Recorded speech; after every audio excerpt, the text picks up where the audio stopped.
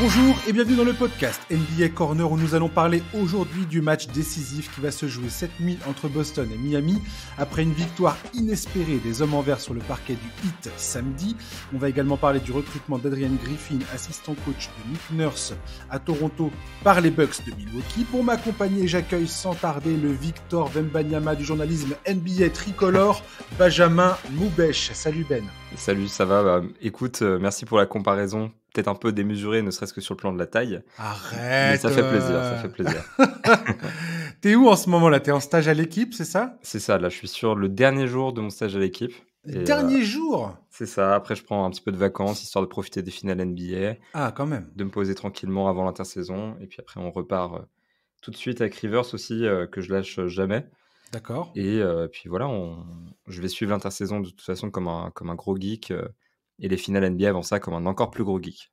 Ouais, t'es notre Adrien Wojnarowski français, toi. T'es en train d'occuper une place nécessaire. C'est bien. Bah écoute, je fais mon max en tout cas pour faire circuler l'information, et puis j'essaie de faire en sorte que ce soit un peu intéressant aussi. Donc ça fait plaisir tous ces trucs-là. Ouais, pour tous les auditeurs qui n'auraient pas encore suivi Benjamin Moubèche sur Twitter et sur ses réseaux sociaux, allez-y. C'est un condensé de toutes les infos qu'il faut connaître, toutes les petites infos qu'il faut savoir, les petites stats qui sont sympas.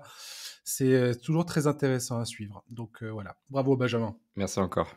Et merci à toi d'être là. On va parler tout de suite de Boston-Miami, Game 7. Mieux qu'un scénario hollywoodien, le match 6 entre Miami et Boston disputé samedi nous a offert un finish complètement fou. Un finish, pas un finish. Un tir désespéré à 3 points de Marcus Smart est entré et sorti du panier avant que Derrick White, le héros de toute une ville désormais, ne parvienne à réaliser une claquette à 1 microcentième de seconde du buzzer final. Les fans du Heat et de Boston sont passés de la joie au désespoir ou du désespoir à la joie en l'espace d'une poignée de secondes.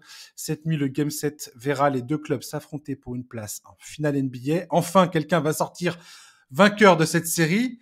Boston est aux portes de l'histoire avec la possibilité de devenir la première équipe à remonter un déficit de 3-0 dans une série qui se joue au meilleur des 7 matchs en NBA. Ça a déjà été fait au baseball, il me semble. C'est ça, et au hockey aussi, 5 fois Voilà. dans les 2 sports cumulés. Voilà. Pour le Heat, il s'agit d'éviter une désillusion qui serait colossale. Oui, leur parcours est inespéré, mais une défaite resterait éminemment douloureuse pour un club aussi combatif et fier. Benjamin, dans quel état tu te trouves avant cette rencontre? J'ai envie de dire confus, parce que je pense que un peu comme tout le monde, j'attendais pas ce Game 7. Ouais, J'attendais encore moins ce tir de Derrick White au buzzer qui fait qu'on a un Game 7 aujourd'hui. Donc on est dans un scénario improbable à partir d'un scénario de match improbable. Donc je me remets encore de tout ça, et c'est assez difficile parce que quand le Heat est arrivé à 3-0, le poids de l'histoire fait que les Celtics étaient déjà virtuellement, le Heat pardon, était déjà virtuellement en finale NBA. Et c'est vrai qu'à ce moment-là, quand moi j'en parlais et que je disais: «Voilà, le Heat est pas encore en finale NBA, hypothétiquement nos finales c'est Nuggets Heat», on me disait tout de suite: «C'est bon, ils y sont».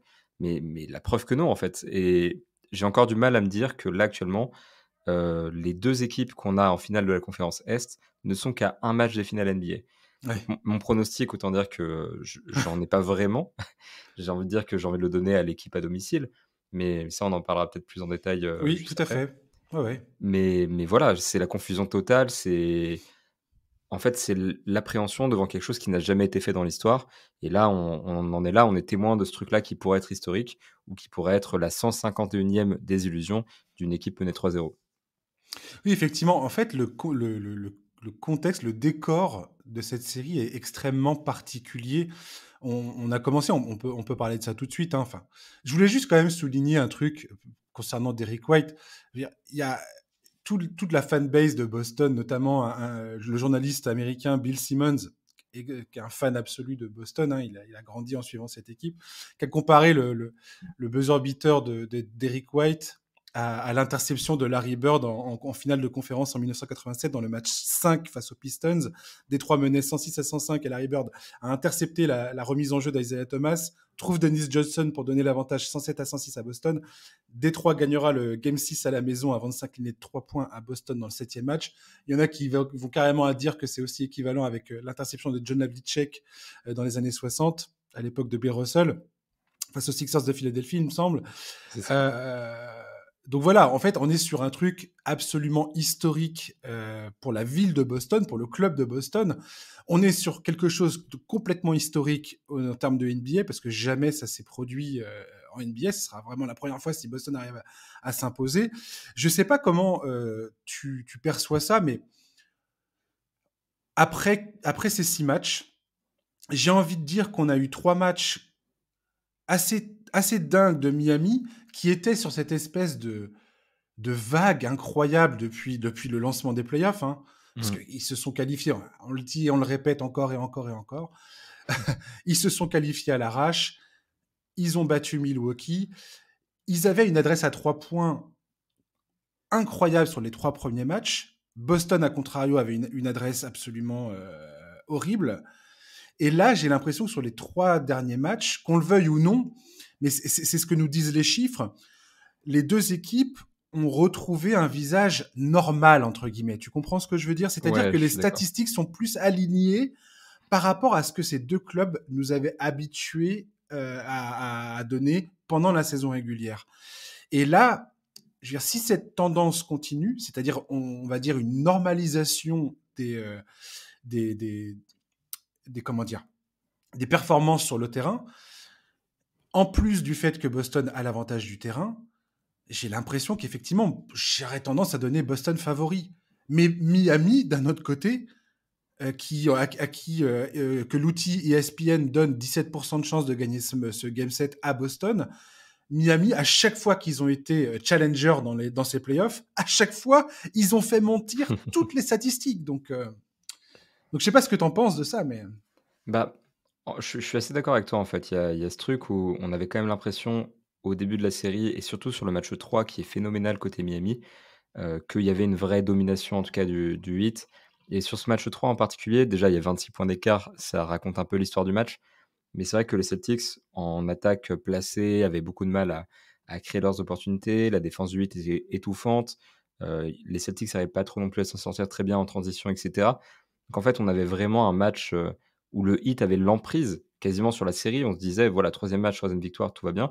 Et là, depuis 3 matchs, effectivement, on a quand même l'impression qu'il y a plus de normalité, un retour des Celtics sur les matchs 4 et 5 et un match 6 qui est disputé comme ce qu'on attendait sur toute Tout la à série. fait. Et effectivement, là, en fait, les forces sont rééquilibrées. Et le match 6, cette défaite du match 6, c'est une horreur pour Miami en vérité. Mmh. Parce que pour une série qui se joue énormément sur l'adresse à longue distance, à 3 points, parce que les 3 premiers matchs de la série, Miami shoot quasiment à 48% à 3 points, ce qui est une anomalie historique en termes d'adresse. Clairement, hein, c'est du quasi jamais vu, quoi, dans l'histoire de l'NBA. Mmh. Les Celtics, là, viennent, dans ce match 6, d'enregistrer leur pire pourcentage à 3 points de l'année, de la saison entière. 20% à 3 points. Comment dire? Alors attends, l'autre pire statistique dans ces playoffs, c'était Miami au match 3. 26,2%. C'est-à-dire que là, Miami a perdu un match alors que Boston, en termes d'adresse, était absolument catastrophique. Ah, c'est ça, en fait, ça fait Tatum était peur. à 0 sur 8 à 3 points. Mmh. C'est une occasion manquée qui est quand même colossale, quoi. Et puis pour eux, il y avait aussi la manière quand même de revenir dans le match, notamment dans le 4e quart-temps, alors qu'ils étaient menés. Donc c'était censé être une grande victoire pour eux aussi. Et Tout à c'est vrai fait. que, ils ont un peu gâché leur chance parce qu'effectivement, l'adversaire déjà était privé de Malcolm Brogdon. Alors il s'avère qu'au final, Complètement. c'était peut-être pas une si mauvaise chose parce que, j'ai vérifié, Tout à fait. de manière systématique, quand les Celtics sont au complet, c'est Malcolm Brogdon qui finit les matchs. Alors je suis pas sûr que pour le coup, avoir Derrick White sur le terrain, a pas été une sorte de bénédiction. Le match aurait été complètement différent et on serait peut-être pas arrivé à ce stade, avec un point de différence. Mais en tout cas, voilà, c'est assez marrant. Et en tout cas, il y avait, une opportunité qui était clairement là, du point de vue de l'effectif de Boston, du point de vue de la dynamique. Tu parlais de l'adresse, effectivement. En fait, le jeu était assez égal et ils sont passés à côté de ça. C'est vraiment un peu dommage. Et là, ils arrivent dans un Game 7 dans lequel ils sont pas favoris. Malgré tout, je pense qu'ils ont quand même plutôt leur chance. Oui, alors, il y a un truc qui m'inquiète quand même du côté de Miami, c'est depuis, sur les 3 derniers matchs, surtout sur les 2 derniers matchs, j'ai l'impression quand même que Jimmy Butler, je ne sais pas dans quel état il va être pour ce match 7, mais lui et Adebayo, je l'ai déjà dit dans le podcast de vendredi et je le redis encore aujourd'hui, lui et Adebayo sont vraiment c'est con de dire ça parce que c'est les deux joueurs majeurs de cette équipe. Mais leurs performances sur le terrain sont clairement indispensables pour cette équipe, quoi. C'est-à-dire que Adebayo, s'il marque 20 points, par exemple, le Heat n'a perdu aucun match de ses playoffs si Adebayo atteint au moins la barre des 20 points. Quand Ouais. tu vois Jimmy Butler dans ses playoffs, Mhm. il a toujours eu une énergie absolument incroyable sur le terrain. Tu regardes le match 1, 2, 3, il est là, il saute dans tous les sens, il est là à inscrire des paniers, à faire jouer tout le monde, à trouver ses propres shoots. Les 2 derniers matchs, c'est pas du tout comme ça que ça s'est passé. Et le match 6, il a joué 47 minutes. Tu voyais bien qu'il avait plus les jambes. Il a plus les jambes, en fait. Et que je me demande à quel point la fatigue s'est installée en lui ou c'est juste un problème d'adresse. Parce que si tu regardes son adresse, il était à 5 sur 21 au tir, je crois. Un truc comme ça. C'est extrêmement compliqué. Alors on pourra toujours dire ouais, mais il a fini incroyablement bien et il était à 2 doigts de faire gagner cette rencontre à Miami, clairement. Mais je me demande dans quel état de fatigue il se trouve et est-ce qu'il a encore l'énergie, notamment défensivement, parce que pour moi le plus gros point noir de Miami aujourd'hui, c'est qu'il n'arrive plus à générer des balles perdues, donc il n'arrive plus à attaquer en contre-attaque et face à la défense posée de Boston, ça devient excessivement compliqué de jouer, quoi. Bah, c'est clair que là, ils sont pas dans leur meilleure forme et on peut le comprendre parce que déjà, il y avait cette histoire de playoff Jimmy Ouais, qui est censé être un nouveau personnage, entre guillemets, un Jimmy Butler différent de celui de la saison régulière. Au final, ça reste quand même le même joueur. tout à Alors, fait, complètement. c'est vrai que forcément, quand il va mettre 56 points face à Milwaukee, qu'il enchaîne avec 42 et qu'il élimine quasiment même les favoris des bookmakers. Et c'était à quoi cette série restera dans les annales absolument comme un des plus gros upsets de l'histoire. Moi, je l'oublierai pas en tout cas, ça c'est Ouais, sûr. bon, bah, c'est clair. Ouais. Mais je pense qu'on peut pas attendre playoff Jimmy tous les soirs. Hmm. Voilà, il y a forcément un moment où quand on voit le bas de signal, Batman n'est pas dispo, il fait autre chose, tu vois? Ouais. Mais là, c'est vrai que quand tu le vois marquer 14 points, par exemple, dans le match 5, tu t'interroges forcément parce que tu as cette habitude d'avoir ce super-héros qui va en mettre 50. Et pour Bam Adebayo, il y a les ballons perdus aussi. Il en perd 6 dans ce match 5, il en perd 4 juste avant. Heu, c'est des interceptions qui mènent quasiment systématiquement à des points pour Boston, alors qu'avant, comme tu disais, effectivement, c'était plutôt Miami qui, avec sa défense, étouffait les Celtics, récupérait des ballons, allait chercher, des paniers plus faciles. Qui Cette imposait dynamique-là a sa changé. volonté sur le match, en fait. Et c'est ça C'est ce que exactement. disait Spolstra d'ailleurs. On joue à notre rythme, on joue à notre manière, et ça nous convient très bien. Et là, le Boston, depuis le Game 4, a repris la main là-dessus, en fait. Et paradoxalement, moi, dans le côté un peu ce que les joueurs dégagent, je trouve qu'il y a rien qui a vraiment changé. C'est-à-dire que Mhm. le Heat, depuis le match 3, ils ont le sourire.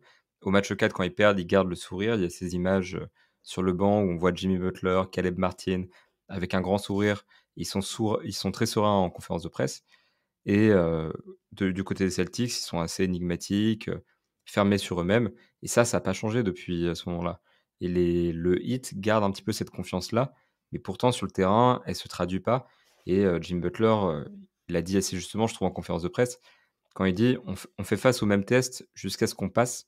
C'est un petit peu ça, en fait, ils ont eu 3 Mhm. opportunités à peu près similaires de gagner. Celle du match 6 c'était la meilleure et là, au match 7, il va falloir passer le test à un moment parce que sinon, bah, voilà Tout à quoi, fait. ils vont être recalés. Et t'as presque envie de dire que si ça doit se passer, ça pouvait pas se passer autrement pour Miami.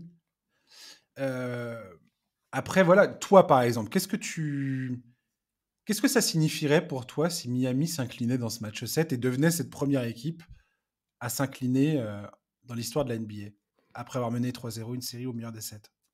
Je ne serais pas si surpris que la première équipe à s'incliner, donc le 1 contre les 150, ce soit cette équipe qui est déjà si particulière, Ouais. qui est arrivée par le play-in, qui a renversé les Bucks et cetera. En fait, l'inattendu, qui avait fait l'histoire en étant, justement le plus faible seed, qui pouvait se qualifier en finale NBA, on les attendait là plutôt. Mais c'est vrai que on attendait déjà à ce qu'ils combattent eux-mêmes le poids de l'histoire, depuis leur place, en arrivant en finale NBA. Ça aurait été du jamais vu. Donc en fait, cette équipe-là qui était censée, déjouer les pronostics, c'était un peu normal finalement qu'elle revienne dans le droit chemin et qu'elle se fasse battre par l'équipe de Boston. Et en fait, d'un côté ou de l'autre, de toute façon, l'exploit aurait été historique. Enfin, l'exploit Mmh. sera historique d'ailleurs. Oui, oui, tout à fait. C'est pas encore écrit cette histoire. C'est ça, mais c'est vrai que pour le coup, c'est peut-être pas si surprenant que ça, que, le Heat écrive pas l'histoire en allant, en NBA en finale NBA ou que les Celtics écrivent pas l'histoire en devenant, la première équipe, à remonter le déficit. En fait, on est dans 2 cas tellement, extraordinaires que voir l'une ou l'autre gagner, l'un ou l'autre perdre, c'est pas finalement si étonnant que ça parce que quoi qu'il arrive, le résultat sera déjà une anomalie sur le plan historique.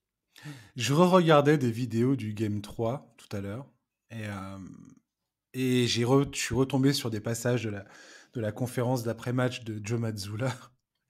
En voilà un qui vient de faire pareil, mais les montagnes russes, quoi.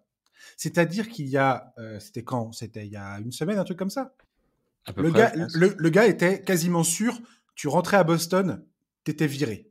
Il perdait son boulot dans la seconde où il remettait les pieds à Boston, quoi. Et plus jamais tu viens à Boston, clairement. Limite, c'était ça, quoi.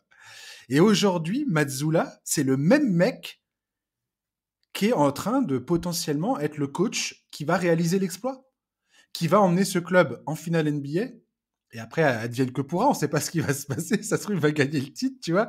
Mais je veux dire, cette histoire de Mazzulla, elle est à tous les éléments pour être une espèce d'histoire, mais complètement incroyable, en fait. Bah, c'est Le clair revirement de que situation est fou. la remontée est incroyable et ça va pour toute l'équipe des Celtics. Il y a Mazzulla dont le poste était potentiellement en danger, même si Et qui disait en conférence de presse, j'ai perdu l'équipe. L'équipe, ils sont pas prêts, c'est de ma faute. Et quelque part, j'ai l'impression que le fait d'avoir pris cette responsabilité, c'est pour ça aussi que Boston me semble un peu favori dans ce game set. C'est parce que j'ai l'impression qu'à partir du moment où ils ont perdu le game 3, ils se sont dit, de toute façon, on n'a absolument plus rien à perdre. Plus rien du tout. On était, on se faisait moquer par tout le monde. Et là maintenant, j'ai l'impression qu'ils jouent beaucoup plus relâchés depuis ça, en fait. ouais, clairement, je pense que maintenant qu'ils sont plus ou moins dos au mur et qu'ils savent que chaque victoire, c'est limite du bonus. Bon, là maintenant, Mhm. ça en est plus vraiment. Ça va mieux, c'est Ouais. clair. Mais en fait, ils ont tous pris plus ou moins leurs responsabilités. Quand on voit que Jason Tatum aussi a accéléré, d'une certaine manière dans sa série. Joe Mazzulla, moi, ce qui m'interroge, c'est Grant Williams, en fait, avec Joe Mazzulla. Mm. C'est-à-dire qu'à plus ou moins chaque série, il le sort de la rotation et là, il est dos au mur, il le remet dans son effectif, C'est clair. et ça gagne. J'ai envie de dire, tu l'impression que le mec fait des ajustements, mais en fait, son ajustement, c'est quand même de ressortir, un des titulaires de l'année dernière en finale NBA Mm. C'est de et ressortir les éléments qui marchaient avec Ime Udoka l'an dernier, quoi. c'est ça, voilà et en fait, ça, c'est un petit peu c'est tellement étrange, en fait, parce que tu te dis déjà pourquoi il était hors de la rotation. Il y avait des raisons, on pouvait à peu près comprendre, mais là, il le remet dedans. C'est un petit peu il se contredit lui-même, donc mais ça marche au final, donc j'ai envie de dire, tant que ça marche, ça c'est bien et effectivement, on savait que son poste était potentiellement en danger à 3-0, sachant que c'était déjà plus ou moins démenti dans les cercles autour de Boston. Là, on sait qu'à 3-3, quoi qu'il arrive, même s'ils perdent, il fera une deuxième saison sur le banc des Celtics. Donc, Ouais, j'ai l'impression, ouais. il a vraiment garanti son avenir et puis même pour tout ce qui est, cet été avec, l'histoire de Jaylen Brown qui a peut-être un peu la tête ailleurs et cetera. Revenir à 3-3, même s'ils perdent le game 7, je pense que ça leur a fait du bien. En tout cas, ça crée un groupe, clairement. Il Mmh. y a eu cette histoire-là, l'article de The Athletic qui a sorti l'histoire de Al Horford qui a dit on fait pas l'analyse vidéo aujourd'hui, on part tous ensemble faire un golf sur un practice, là, ça s'appelle le Top Golf. C'est C'est un ça. truc hyper populaire aux États-Unis où tu arrives, en fait, c'est sur plusieurs étages, tu as des lounges, des restos, des machins, tout ça, et puis tu vas taper de la balle et tu as des objectifs à réaliser, de précision, de longueur, bref, peu importe. Et voilà, c'est pareil, ce genre d'histoire on crée un groupe, on crée une identité collective hors des terrains, hors du basket, des stratégies en fait. Et ça fait toujours marrer le côté humain aussi de ce sport et de ces playoffs qui nous est pas forcément, c'est pas le premier truc dont on parle parce que c'est pas des trucs qu'on sait, on n'est pas reporter sur le terrain, tu vois, bien évidemment. Ouais. Mais c'est toujours marrant ce genre de choses et comme tu dis, là je pense que Mazzulla et cette équipe, je sais pas comment les joueurs ont réceptionné la sortie de Mazzulla en conférence de presse exactement. J'ai pas entendu beaucoup de joueurs s'exprimer là-dessus. Mais je pense que le fait que Mazzulla prenne ses responsabilités de cette manière-là, ça a dû les toucher. D'ailleurs, c'est Smart qui avait laissé entendre que oui, le coach a dit ça, mais c'est surtout à nous d'arrêter de faire n'importe quoi sur le terrain, quoi. Bah, de toute façon, ça a toujours été un petit peu ça avec Mazzola, c'est-à-dire que c'est, donnant-donnant.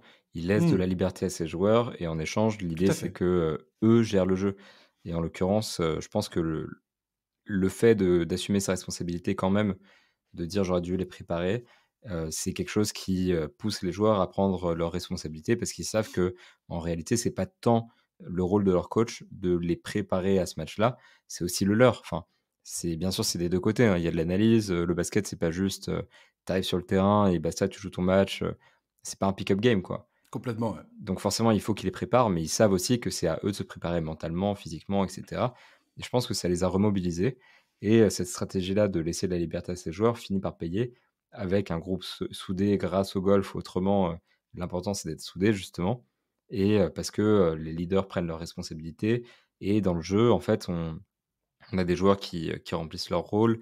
Derrick White l'a fait parfaitement. Il faut avoir un certain mental quand même pour être le mec qui fait la remise en jeu et qui court tout de suite au rebond dans l'idée de te dire: «Si jamais le ballon arrive à gauche et qu'un mec d'1,93 m peut l'attraper, il faut que je sois là pour mettre ce tir-là» et ce mental-là, ça montre à quel point les joueurs des Celtics se sont mobilisés autour de leur leader, autour de leur coach et de manière générale, tout ça a très bien réussi, en fait et je pense que jusqu'ici, certes, Joe Mazzulla n'est pas le meilleur coach sur le plan tactique. Il a qu'1 an d'expérience aussi et Il il a vient d'arriver avec ce 34 ans, groupe. c'est clair. Donc, j'ai envie de dire, voilà, les Celtics sont un peu là où on aurait dû les imaginer peut-être. Mais en tout cas, cette équipe-là a un fonctionnement particulier et ce fonctionnement sur les 3 derniers matchs a fonctionné. Donc j'ai envie de dire pourquoi pas sur un game 7? Complètement. Et Derrick White, tu fais bien d'en parler. Enfin, je veux dire, on en parlait vite fait, toi et moi, en off. C'est quand même un joueur qui vient potentiellement d'inscrire son nom parmi les plus grandes légendes du club. D'un club enfin, je veux dire, c'est plus historique que les Celtics, à part les Lakers. Je veux dire, tu fais pas quoi en NBA. Mmh. Et le gars vient de réaliser un truc qui sera à jamais dans la mémoire de ce club, en tout cas, ça c'est sûr. Défaite ou pas au Game 7, Derrick White est dans la même aujourd'hui, sera dans le cœur des fans des Celtics d'une certaine façon aux côtés de Havlicek, de Larry Bird. Enfin, c'est assez fou de se dire ça quand même pour un mec qui a été récupéré par les Spurs l'an dernier à l'intersaison, quoi. Bah, surtout que le mec était, quasiment pas destiné à faire du basket à la base. Ouais. C'est jamais qu'un petit meneur d'1,93 m. Il a Donc jamais été apprécié. Enfin, je veux dire, son parcours est assez compliqué pour arriver jusqu'en NBA. oui, c'est ça en fait, il a eu du mal à trouver une fac, Tout à fait. c'est pas un prospect incroyable. Le mec est quand même sélectionné au premier tour en 2017, mais c'est pas un mec qu'on attendait en finale de conférence à mettre, un tir décisif. Je pense que si les Celtics gagnent le titre, l'histoire enfin le l'action restera dans l'histoire du basket, comme tu le disais, comme Havlicek et cetera. Je pense que si jamais ils perdent, au game 7, on s'en souviendra quelques années et ça risque de disparaître un petit peu dans l'esprit collectif. Hmm. Parce que, il y a cette poésie un petit peu de se dire, comme je te le disais en off justement, c'est la première fois depuis The Shot de Michael Jordan en 89 Ouais. qu'un joueur marque un buzzer beater qui évite l'élimination à son équipe, qui est mené un petit peu dans ce match de l'élimination. Donc c'est vraiment, absolument historique et si jamais ils vont chercher le titre avec ça, bah, ce tir-là de Derrick White, ce sera, le tir de Kawhi Leonard face aux Ouais. Sixers, ce sera, bah, the shot de Michael Jordan, ce sera l'interception de Larry Bird, d'Havlicek. Et ce sera un C'est truc à jamais inscrit au panthéon du basket. c'est ça exactement et ce mec n'ira jamais au Hall of Fame à mon avis. Son seul palmarès en NBA. C'est une All Defensive Team l'année dernière, ce qui est déjà excellent. Et c'est un très, très bon joueur, mais c'est un role player, c'est pas une star. Et c'est jamais un mec qui ira au Hall of Fame, mais son action, celle qu'il vient de faire là tout de suite, ira au Hall of Fame d'une certaine manière. Et elle Tout à restera fait. dans la mémoire collective. Et si les actions avaient leur panthéon, elles y seraient absolument tous les jours. Potentiellement, en tout cas, il sera potentiellement un membre des Celtics jusqu'à la fin de sa carrière, quoi. Ça va devenir un fan favorite, un mec que les fans vont refuser de voir partir, tu vois. Bah, si jamais ils peuvent Si s'aligner jamais sur le contrat, ça va voilà. loin, voilà, exactement. Ouais. Mais c'est sûr que là, il a marqué en tout cas au moins les fans de Boston. Ils l'oublieront pas de sitôt, ça c'est sûr et certain. Je vais te donner, Benjamin, quelques chiffres marrants que récoltés sur les Game 7, ok? Je t'en prie, j'adore les chiffres, tu sais très bien que Ouais. c'est mon dada. Alors, je vais t'en donner une suite à tour de bras, ok? C'est parti. Il y a eu 147 matchs 7 dans l'histoire de la NBA. L'équipe qui reçoit à domicile en a gagné 111. 111 victoires, 36 défaites. Depuis 2003, l'équipe à domicile dans les Game 7 a gagné 44 fois, a perdu 21 fois. Depuis 2013, c'est 22 victoires, 14 défaites pour l'équipe qui reçoit. Depuis 2018, si on enlève la bulle, les Game 7, donc l'équipe qui reçoit, c'est 7 victoires, 8 défaites. Ah, Sur les 3 dernières saisons, l'équipe qui reçoit, c'est 3 victoires, 5 défaites. Jason Tatum en carrière dans les Game 7, il est à 3 victoires et 1 défaite à domicile. Spoelstra dans les Game 7, il est à 4 victoires et 3 défaites. Et là, je crois qu'il a joué qu'une seule fois à l'extérieur, et c'était contre Atlanta et il l'a perdu. C'était en 2009, au premier tour, je crois. Cette décennie, Miami et Boston affichent exactement, alors qu'il est, le même nombre de victoires en playoff, 36. Donc l'équipe qui va gagner le Game 7 va passer une victoire devant l'autre. C'est un truc assez drôle. Ça ne signifie rien, mais moi, ça m'a fait rire. ouais, Okay, c'est marrant. Voilà, l'autre truc, c'est que alors, une équipe qui sweep ou qui gagne en 5 matchs pour les finales NBA, hein, et l'autre a gagné au terme d'un Game 7, dans la perspective d'une finale entre les Nuggets enfin le Heat ou les Celtics, pardon, pas et où. Les Celtics, l'an dernier, ont perdu contre les Warriors. Je crois que les Warriors avaient gagné en 5 matchs et les Celtics en 7 contre Miami, donc. C'est ça. En 2013, le Heat ont battu les Spurs. Mon Dieu, c'était horrible, catastrophique. Et en 2005, les Pistons perdent contre les Spurs. Les Spurs avaient battu Phoenix en 5 matchs. Voilà. Il y a 16 équipes depuis 2003 qui ont joué 2 séries en 7 matchs. La seule équipe à avoir joué 2 séries en 7 matchs avant les finales et sont arrivés en finale et ont gagné les finales, ce sont les Celtics de 2008. C'est la seule. Incroyable. J'en ai plus que une, voilà. J'ai plus qu'un chiffre. Selon les bookmakers, Boston est favori de 7,5 points pour remporter ce match 7. Les équipes favorites de plus de 4,5 points dans un match 7, historiquement depuis 2003, ont remporté 38 fois la rencontre et se sont inclinés à 8 reprises. Donc ça fait 83% de réussite en termes de victoire. Sur les 10 dernières années, c'est 19 victoires, 6 défaites. Depuis 2018, c'est 9 victoires, 4 défaites. Et si on enlève la bulle, c'est 8 victoires, 3 défaites. Donc Boston est archi favori si on fait l'accumulation de tous ces chiffres. Je t'en rajoute même un au passage. Vas-y, yes. Sur ces playoffs, Boston est à 5-0 dans les matchs éliminatoires. À chaque fois qu'ils ont été menacés d'élimination, ils ont gagné leur match. Donc apparemment, ça aussi, ça va dans leur sens. Et pour compléter sur Jason Tatum, tu disais que c'était 3-1 à domicile, c'est 5-1 au total. Et la seule Ouais, défaite dans un Game 7, c'est quand il était rookie en 2018. face à L'équipe LeBron. était privée de Kyrie Irving Ouais. et ils perdent contre les Cavaliers de LeBron en finale de conférence. Effectivement chez eux, parce que les Cavaliers sortent d'une saison régulière un peu compliquée. Et donc voilà. Donc effectivement, il y a plein de chiffres marrants. Il y a le côté historique aussi. L'année dernière, ils ont déjà disputé un Game 7 en finale de conférence, ces 2 Mhm. équipes. Donc voilà, il y a plein de petits rappels marrants, plein de petits chiffres marrants.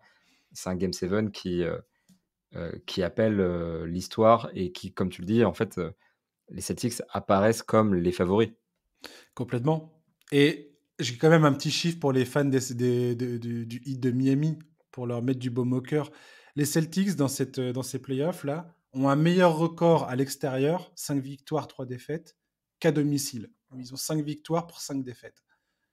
Ah, Donc c'est un chiffre que j'avais aussi dans ma besogne à chiffres, voilà. Donc ça montre que c'est tout à fait prenable, Boston, à domicile. Maintenant, je pense que ça se passera forcément avec un Jimmy Buckets au firmament de son talent. Adebayo, il faut qu'il parvienne à se libérer de cette défense de fer de Boston. Et j'ai l'impression que tant que Mazzulla continuera à faire confiance aux Williams, Grant et Robert, potentiellement ça va être compliqué. Et Mmh. puis voilà, et Tatum, quoi. Tatum, voilà, il n'a pas forcément été ultra brillant dans le match 6. Ils ont vraiment arraché cette victoire. C'est le terme qui convient. Mais Euh, Tatum qui a marqué, quand même 51 points dans son dernier Game 7, Ouais, contre les il Sixers. y a quelques semaines de ça, ouais. Donc non, c'est clair que Et l t'imagines s'il nous sortait 2 matchs historiques comme, enfin, historiques, je dis pas qu'il a planté 50 points, mais s'il répond encore une fois présent, moi qui ai été très critique de Jason Tatum sur les 3 premiers matchs de cette série et dans ses playoffs, parce que Boston, d'un point de vue général, était tout à fait critiquable dans ses playoffs, dans leur manière de nous faire le yo-yo en permanence dans leur performance. Euh, Si Tatum parvient à encore une fois corriger le tir et permettre à son équipe de se qualifier, pouf, non, c'est clair qu'il y aurait un petit peu la manière et ça rattrape aussi son irrégularité sur les playoffs. Parce ouais, que c'est vrai que des il fois aime on la se passe de difficulté, le tout à rien, garçon. quoi. Ah mais c'est clair qu'il y a des matchs où, il est complètement à côté, offensivement ça fonctionne pas, il a du mal à créer aussi.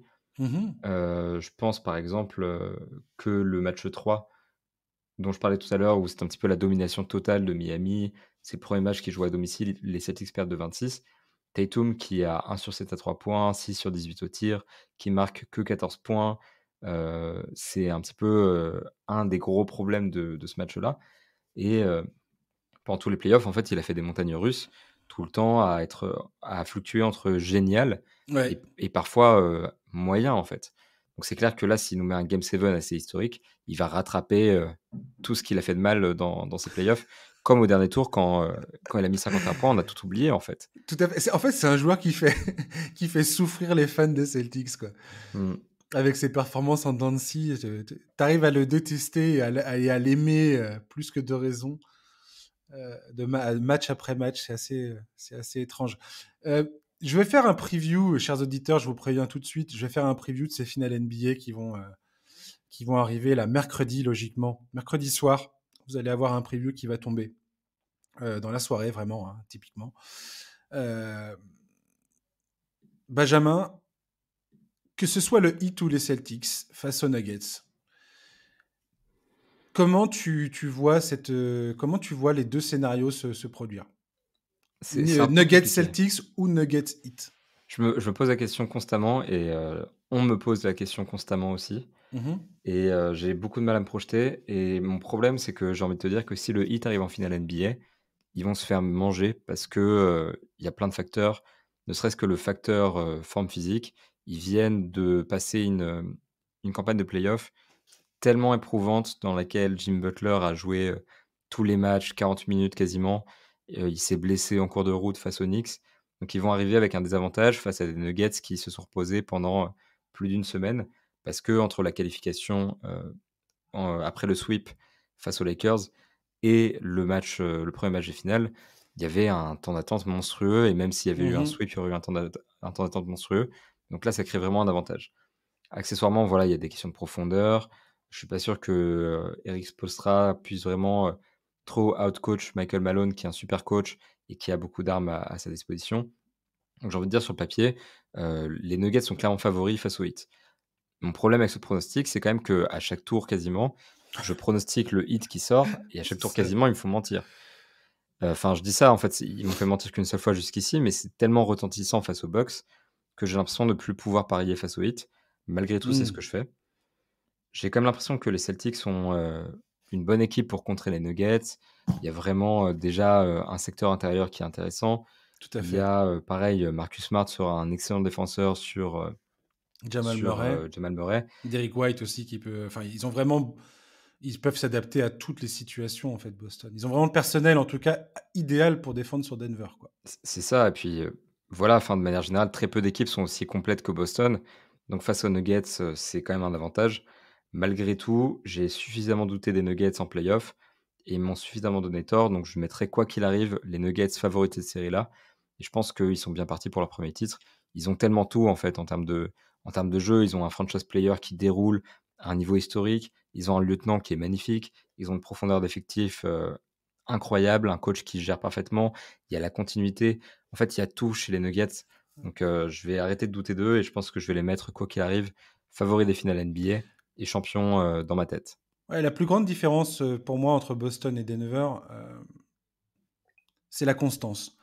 Boston est trop inconstant depuis le début de ses playoffs pour que je puisse vraiment les donner favoris face aux Nuggets. Bien que je pense vraiment que ils cochent absolument toutes les cases en termes de la boîte à outils de Joe Mazzulla pour essayer de contrer Denver. Elle est pleine. Il a tout ce qu'il faut à sa disposition pour vraiment poser des gros problèmes à Denver. Maintenant, voilà, on a bien vu que ce soit les joueurs, le coaching, enfin tout, c'est tellement inconstant que je ne partirais pas du principe de les donner favoris.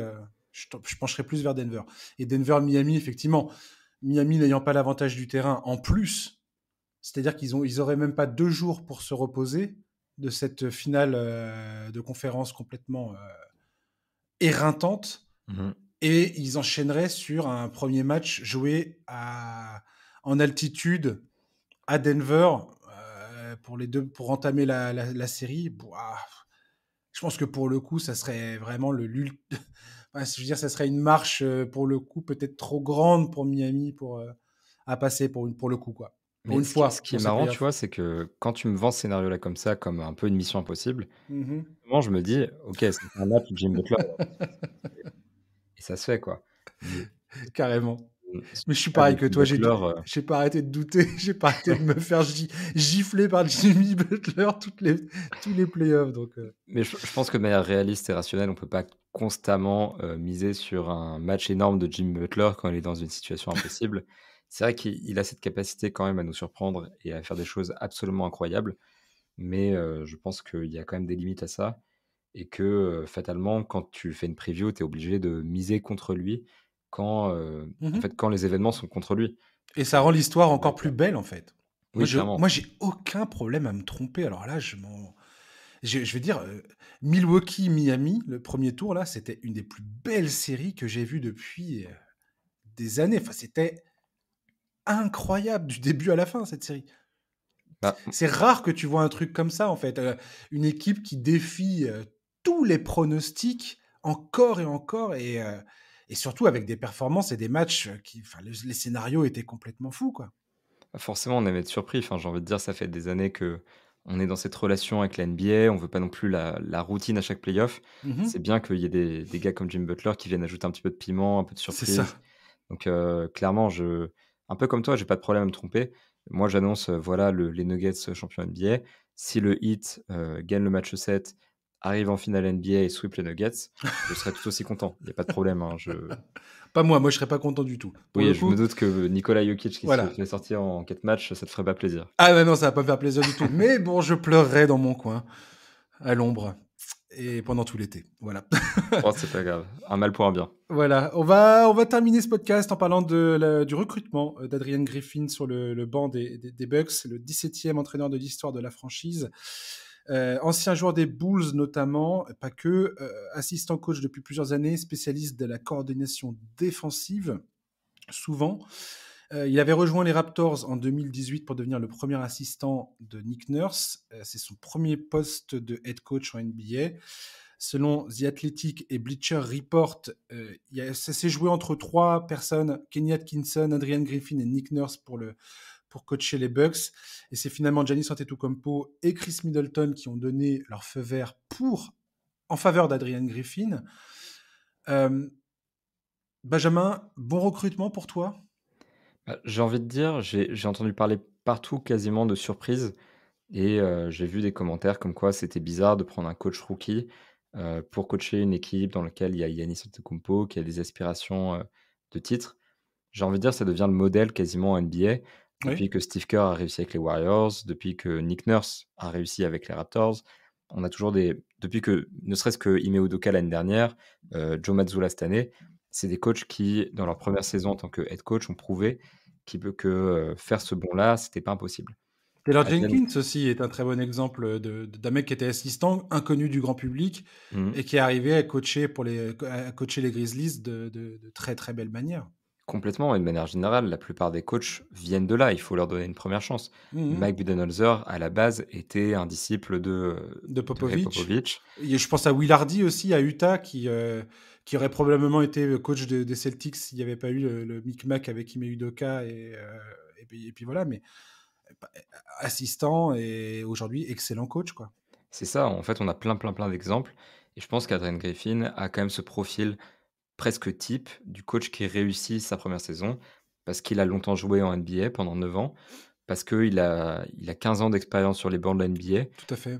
La première étant aux Bucks d'ailleurs, il est arrivé en 2008. Complètement. Pour l'histoire marrante d'ailleurs, il s'est fait transférer en tant que joueur, à Milwaukee dans un trade à 3 et il a jamais joué, parce qu'il était vieux en fin de carrière et Scott, Skiles qui à l'époque était le coach de Milwaukee, Oh la vache. oui, voilà, ça nous Scott remonte à loin Skiles. quand même, lui a donné une place dans son staff et c'est comme ça que ça a commencé Ouais. et il a réussi en tant qu'assistant. Il a passé donc 5 saisons avec les Raptors, tu l'as dit. Il a gagné donc le titre de 2019 et on sait qu'il a une contribution tactique qui est majeure sur le plan défensif dans ses playoffs et on se souvient notamment que Toronto, cette année-là, défensivement était monstrueux. Ils ont éliminé, Philadelphie grâce au shoot de Kawhi Leonard, mais aussi grâce à la stratégie défensive qui permet de museler Joel Embiid. Il a été assistant de Tibbs à Chicago, ce qui reste une bonne école sur le plan défensif Tout à et fait. Jimmy Butler voulait qu'il devienne le coach des Bulls après le départ de Tibbs. Donc c'est quelque chose qui est, Ah, je me souvenais important à pas de noter. ça, tiens. Bah, j'y ai remonté un petit peu parce que Ouais, j'avais ouais. du temps hier soir, je regardais Roland-Garros. Au bout d'un moment, ça devient un peu fatigant aussi, donc je voulais remonter là-dessus et apparemment, il a joué un rôle majeur dans le développement de Jimmy Butler et Butler a une estime, très importante pour lui, voulait qu'il devienne le coach des Bulls et c'est un mec qui, de manière générale, est très respecté par ses joueurs, qui a une voix qui porte dans le vestiaire. Donc en fait, c'est quelqu'un qui, pour moi, respire la compétence et respire le bon choix de la part des Bucks et de toute façon, si ça n'avait pas été aux Bucks, ça aurait été, ailleurs puisqu'il était finaliste aux Raptors. C'est un mec qui est dans toutes les rumeurs depuis, 3-4 ans. Tout à fait. Il fait partie de ces coachs qui, sont annoncés dans l'ascenseur vers le poste de head coach. Donc voilà, c'est un choix logique et c'est un choix qui me semble plutôt cohérent. Ouais, et puis l'histoire est pas terminée en termes de recrutement. Moi, je suis de ceux qui pensent qu'un head coach en tant que tel, c'est bien. Il y a toute l'importance également des assistants, de qui seront les personnes autour de lui pour coordonner voilà l'attaque, la défense, parce que défensivement, les Bucks, ils étaient déjà au top du top de la ligue. Mmh. Aujourd'hui, une équipe comme les Bucks, effectivement, tout se joue dans les détails, dans la façon de développer les joueurs, de les mettre dans les meilleures conditions pour qu'ils réussissent à exprimer leur talent et emmener le club le plus loin possible. Donc j'ai hâte de voir en fait l'équipe d'assistants coach qui vont entourer Adrian Griffin et comment tout ça va se bâtir en fait. Je pense que c'est excessivement important. C'est clair que la composition du staff est super importante, ne serait-ce que, voilà, j'ai dit dans le titre de 2019 des Raptors, Griffin lui-même joue un rôle super important dans la campagne de playoff. Ça montre bien qu'un assistant joue un rôle primordial et je pense qu'il a quand même cet avantage de partir d'un coaching staff qui se délite un petit peu parce que Nick Nurse vient de partir et donc les assistants des Raptors qui étaient déjà derrière Nick Nurse Mmh. sont disponibles éventuellement pour Adrian Griffin et l'avantage d'avoir passé 15 ans quand même en NBA, c'est qu'il c'est pas n'importe qui. C'est pas Joe Mazzulla, s'il avait dû composer un staff, Complètement. il aurait peut-être eu du mal parce qu'il est arrivé il y a pas longtemps, il est jeune, et cetera. Lui a son réseau, donc il va pouvoir peut-être composer un staff intéressant. Ce sera, comme tu l'as dit, déterminant. Ce qu'il y a à faire défensivement, ça va être aussi important parce que c'est pas parce que les Bucks sont peut-être la meilleure défense des dernières années qu'il faut rien changer. Et il y a la question de remodeler une attaque qui a été construite à base d'isolation, de 3 points, Mmh. qui tourne autour de Giannis Antetokounmpo. Il y a un coach défensif qui va devoir reconstruire cette attaque-là. C'est important quand même, et je pense qu'on va voir quelque chose d'intéressant et les Bucks seront une équipe must watch l'année prochaine. Ouais, complètement, ouais. Je suis tout à fait d'accord avec toi. Griffin, effectivement, comme tu dis, c'est pas quelqu'un qui débarque, à peine en NBA. C'est un gars qui a de la bouteille, qui a de l'expérience et j'espère vraiment pour lui que ça va fonctionner aux Bucks, en tout cas, Il a clairement. même eu le temps, mine de rien, de placer son fils en NBA parce que Oui, AJ Griffin qui est Griffin qui aux joue Hawks. aux Hawks, Ouais, c'est ouais. ça, c'est son fils. Donc le gars a quand même un certain palmarès. Heu, mais oui, enfin, voilà, c'est pas n'importe qui, c'est pas juste un assistant qui sort de nulle part. Le mec arrive et il sait ce qu'il fait, et je pense qu'on peut faire aussi confiance aux Bucks dans leur choix. Ils ont pas juste, en fait, d'un point de vue extérieur, on a toujours l'impression que c'est un nom qui est tiré du chapeau et voilà, ce mec que vous connaissez pas va devenir, coach en NBA. Mais pour les Bucks, c'est complètement différent. Les mecs le suivent depuis des années, C'est ça. ils lui ont fait passer des entretiens importants, ils ont fait des recherches sur lui, et cetera. Ils ont pas les mêmes informations que nous, et j'ai tendance à faire confiance aux Bucks qui ont fait beaucoup, beaucoup de bons choix ces dernières années, et je pense que celui-ci, c'en est un autre. Complètement, et à partir du moment où tu as le feu vert de ton franchise player, où Antetokounmpo, valide le choix, c'est aussi un élément excessivement important. Donc, Mmh. on verra ce que ça donnera. Merci beaucoup, Benjamin, de nous avoir accompagnés. C'était top.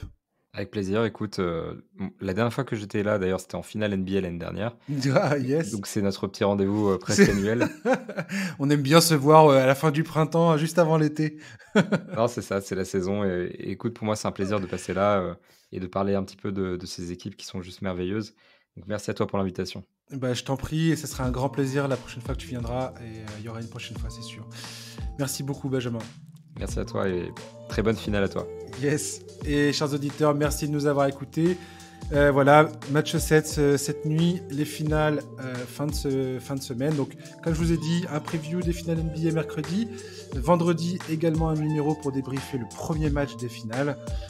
Voilà, donc on se retrouve dans la semaine. À très bientôt. Ciao, bye bye.